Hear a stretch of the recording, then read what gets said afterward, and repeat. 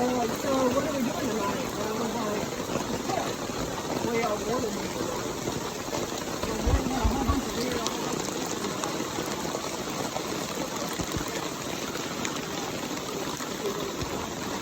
It is flooding.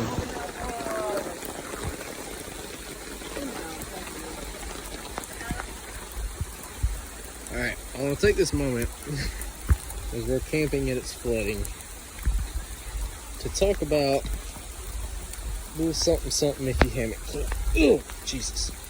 I'm going to jump over all this crap. If you hammock camp, so general knowledge, you want a tarp over your hammock, right?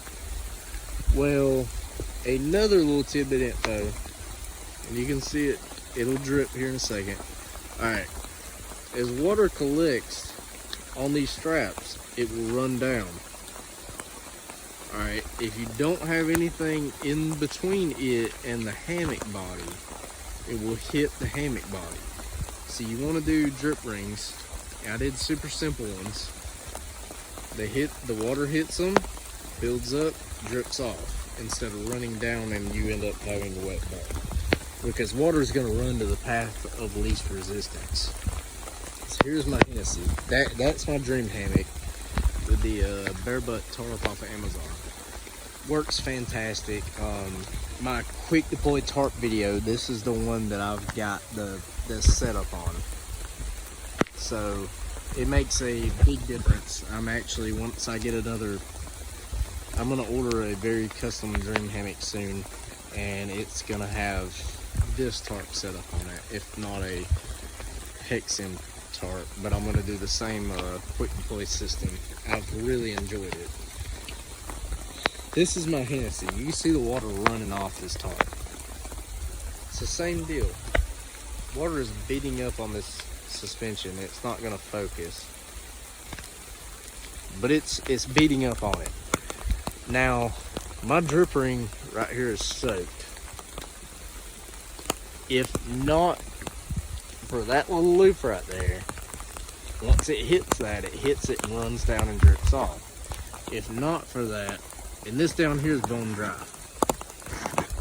If not for that, it would run on down and run to that lowest section, and I'd have a very wet butt tonight. So, just a little heads up. If you're gonna be camping and it's gonna be raining, even though this is attached directly to my hammock suspension, it is not enough to stop it from going down. This thing is soaked. Same with the dream hammock. Yes, normally once it hits this buckle right here, it has nowhere else to go. I don't like banking on that, so I have a drip ring, and it's working fantastically, which I have not burned these ends. I actually had to make these when we got here. We weren't expecting rain, and it kind of hit out of nowhere. This end's dripping hardcore. I'll show you here in a second. It dripped right when I walked up. Both knots dripping. So this will keep you from having a wet butt and save you a whole lot of heartache when you're sleeping in the hammock. Because water will run down now. So just a little something I wanted to share with y'all and kind of get you an idea for, you know, you start hammock camping. That's some of the stuff nobody told me starting out. And the first big rainstorm I got caught in, I had a tarp over me and I still got wet. So just a heads up, a little something you might want to add. Literally, I think I did 8 or 9 inches of paracord each. And it's just a simple little loop. I doubled it over, hooked this end under, and then ran the 2 loose ends through it, and that's all it takes. It's just something to stop that water flow down the strap. And you're good to go. So, thought I'd throw that out there for y'all. Have a good one.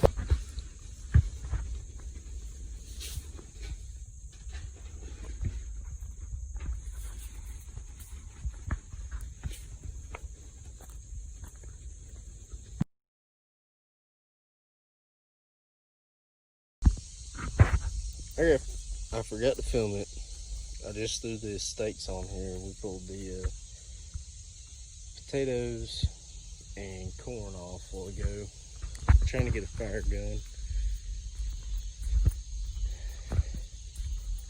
which hopefully is gonna take off soon. Everything got rained on earlier, so it's been a struggle. I'm gonna try magnesium and a fat lighter.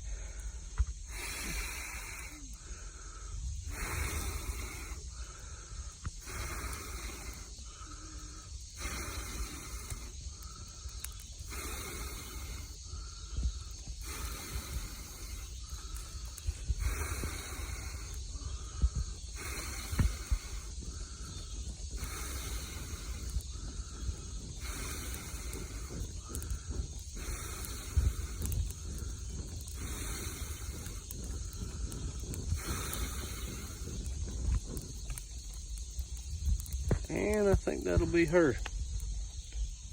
That should take off. Took me and Miss Cindy. Think we got her going. But do about 5 minutes per side on the steaks. So they'll be coming off soon. I'm gonna have to flip flop them. The front half down here is cooler than the back half. So when I go to flip these, I'm moving them down here. When I go to flip these, I'm moving back there. They get some even cooking, even without the even heat distribution. And yeah, hopefully it turns out pretty good.